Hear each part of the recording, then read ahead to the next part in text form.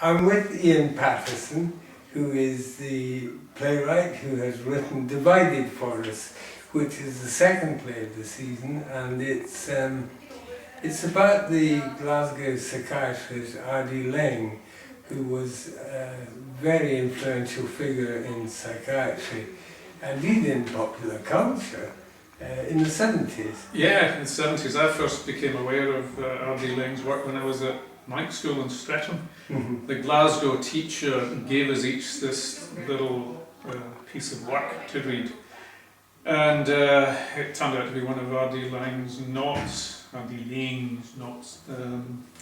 the one that went along the lines of they're playing a game, they're pretending they're not playing a game. I can't remember exactly it went. But then the teacher said to us, well, what do you think this is about? And I thought, well, it's about totalitarian regime and one man under the oppression of that. And he said, actually, it's about schizophrenia and how the family can impact on an individual.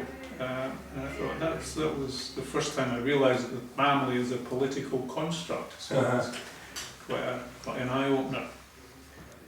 And without mentioning your age, is quite a long time ago. Quite a long time ago. Something you've been mulling over. I mulled it over off and on, but more off than on. But latterly I became kind of interested in Laing again. Next year we'll see the 25th anniversary of his death, so there'll be a lot of the R.D. Laing things going around, so got in first.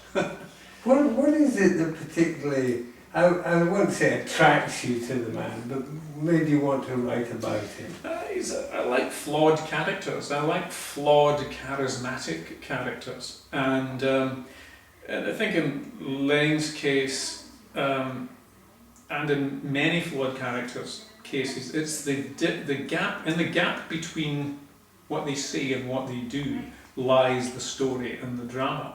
Laing laid great emphasis on the family and what it can do to an individual, so that became a huge chunk of his work.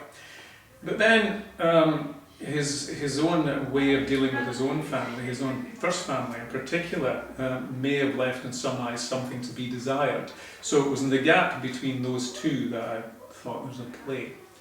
It's also, although it's a serious play and it's about serious relationships and a serious subject, it has a lot of dark humour. I hope there's some dark humour, and in fact, if there is, then I think that's a Glasgow thing. It's a Laing thing as well. He had a great sense of humour, Laing, and some of that rumbles under the surface. I hope so, but I wouldn't want it to be just some kind of frothy comedy. It's there's a dark subject at its heart, and I hope we've done it justice. Well, I think you have. A lot of your best known work, Ian, is in television, particularly Rhapsody Nesbitt, and I gather you're going off to do a Christmas special after this? Yeah, there'll be a Christmas special. We'll be filming that, all going well, late September.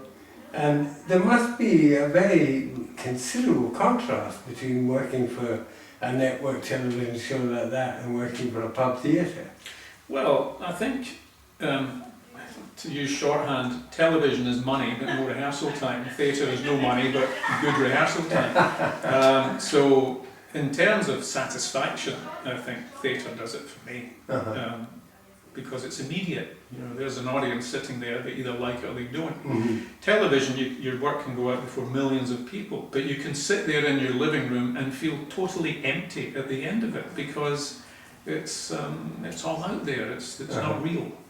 So you can feel. I know lots of writers who feel that way about television. Yeah. But you know, we console ourselves. We rub money on our wounds. Well, you've also got another play going out this autumn, which you premiered earlier, I, Tommy, about Tommy Sheridan. That's right. Which is coming to the Pavilion. Yeah, that's right. The I, Tommy will be at the Pavilion 17th and 21st of September. And again, another flawed, charismatic character. These guys are attractive. They're attractive to write about. Yes, well, Rob C. Nesbitt, Tommy Sheridan, Artie Ling, all flawed charismatic characters. Yes, the Holy Trinity. And we're very glad to have this one to show you, and I really would encourage you to come. It's a great piece of work. Thanks, Ian. Thank you, David. Thank you.